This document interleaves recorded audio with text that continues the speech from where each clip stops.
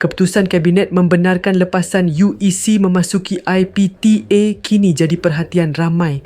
Namun Perdana Menteri Datuk Seri Anwar Ibrahim menegaskan perkara itu tidak sepatutnya dijadikan bahan politik. Menurut laporan Sinar Harian, Perdana Menteri memaklumkan bahawa keputusan itu telah dipersetujui dalam mesyuarat Jemaah Menteri.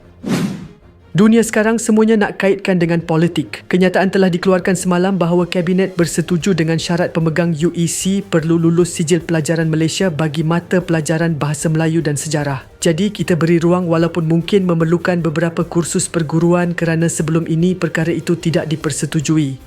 Namun apabila sekolah-sekolah Cina menerima syarat tersebut, kita turut menerimanya dengan baik. Katanya selepas merasmikan sambutan Hari Belia Negara 2026 peringkat kebangsaan pada Jumaat. Beliau menjelaskan bahawa syarat itu bukan hanya dikenakan kepada pemegang UEC, sebaliknya turut melibatkan pelajar daripada sekolah agama Arab, sekolah menengah, institusi tahfiz serta sekolah antarabangsa yang melibatkan pelajar Malaysia. Tambah beliau, secara keseluruhannya syarat yang ditetapkan telah diterima, namun masih terdapat beberapa perkara teknikal yang sedang diperhalusi.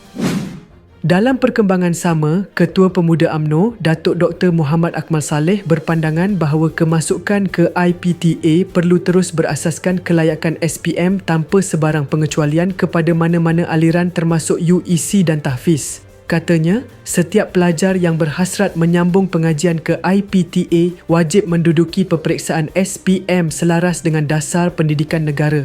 Tidak kira pelajar UEC ataupun tahfiz, nak masuk IPTA wajib SPM, katanya menerusi satu hantaran ringkas di Facebook pada Jumaat. Akmal turut menyatakan bahawa sebelum ini ramai lepasan UEC dan tahfiz telah mengambil peperiksaan SPM bagi memenuhi syarat kemasukan ke IPTA. Sehubungan itu, beliau berpendapat kerajaan tidak perlu membuka lebih banyak pengecualian dalam sistem sedia ada. Tidak perlu kita buka lebih banyak floodgate. Dasar pendidikan negara perlu kita ikuti, bukan ditebuk sana sini, katanya lagi.